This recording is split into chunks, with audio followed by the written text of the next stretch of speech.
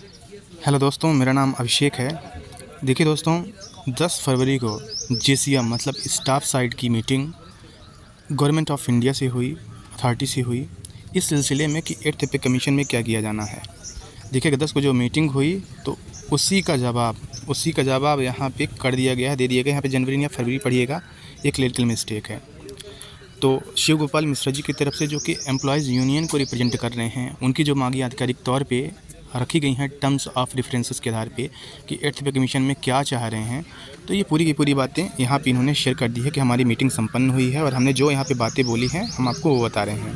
फ़िलहाल के लिए जो टर्म्स ऑफ रेफरेंसेस में जो भी बातें थी कि जो फिटमेंट फैक्टर है उसे बरकरार रखा जाए, या फिर जिस हिसाब से कम लोगों का, कम फैमिलीज़ का, कम यूनिट्स का यहाँ पे भुगतान हुआ करता था, तो ज़्यादा यूनिट्स का मान के चले। एंड जो इन्फ्लेशन अभी इतनी ज़्यादा बढ़ रही है उसको भी ध्यान में रखा जाए। तो क्या क्या बातें रही हैं वो मैंने पहले ही बताया था। इसमें देखिएगा महत्वपूर्ण क्या बातें हैं, आप वो देखिए। देखिएगा 2 बातें महत्वपूर्ण यहाँ पे रही हैं। पहला तो ये है कि यहाँ पे यूनिट्स की ज़्यादा बात कर रहा है कि फैमिली जो मेंबर्स उनको ज़्यादा काउंट करके करे, सैलरी करे, ताकि वो उनका निर्वहन कर पाए। साथ ही साथ देखिएगा जो लिविंग वेजेस है, ये वेजेस बढ़ाने की सीधा बात आ गई है कि मतलब जो फिटमेंट फैक्टर है वो ज़्यादा रहे, अच्छा रहे। और साथ में यहाँ पे ये अनप्रेडिक्टेड था कि जेसीएम की तरफ से ओपीएस बहाली की बात आएगी सामने, तो ओल्ड पेंशन स्कीम बहाली की भी इन्होंने बात कही। यूपीएस की यहाँ पे कोई बात नहीं हुई है, सीधा ये बोल रहे हैं कि ओपीएस जो है वो बहाल किया जाना चाहिए। और साथ में जो 8th पे कमीशन है उसके जो वेरियस देखिए ओपीएस की भी बात कही गई है, साफ साफ मांगा गया है कि आप ओपीएस बहाल कीजिए गवर्नमेंट एम्प्लॉयज़ के लिए। ओपीएस अलग मुद्दा है, लेकिन ओवरऑल 2 बड़े मुद्दे रहे हैं कि मिनिमम जो वेजेस है वो बढ़ाया जाए, जो फिटमेंट फैक्टर है उसे किसी भी कीमत में कम ना रखा जाए। यहाँ पे जो फैमिली यूनिट्स की बात कही गई है, एक परिवार को जो माना गया है, तो यहाँ पे 5 लोगों को मानने की बात कही गई है, ना कि 3 लोगों को।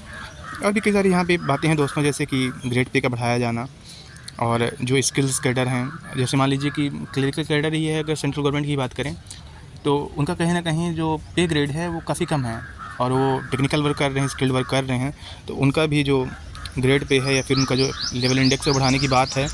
और साथ में ऐसे जो नॉन वाइएबल पे स्केल्स हैं जो कोई महत्व नहीं रखते हैं, उनको ऊपर मर्ज करने की भी बात कही गई है, जैसा कि टर्म्स ऑफ रेफरेंसेस में बोला गया था। तो टोटल यही बात है दोस्तों। साथ में यहाँ पे डीए मर्जर की भी बात कही गई है। तो ओवरऑल काफ़ी अच्छा हुआ है।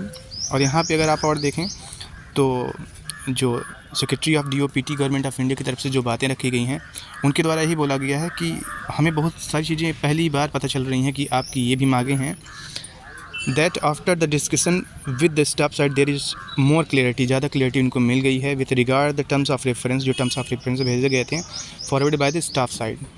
और ये भी बोला गया है कि further stated that this is the first meeting and such meetings, ऐसी meetings will be held in future, और आगे भी होती रहेंगी। तो दोस्तों काफ़ी कुछ हुआ है अच्छा, और होप है कि बहुत जल्द 8th पे कमीशन का गठन हो जाए, और जो फिटमेंट फैक्टर है या फिर सैलरी इंक्रीज है वो एक्सपोनेंशियली रहे, काफ़ी अच्छा रहे। दोस्तों इसी उम्मीद के साथ कि आपको वीडियो पसंद आएगी, आप शेयर कर दीजिए सभी लोगों को। Thank you.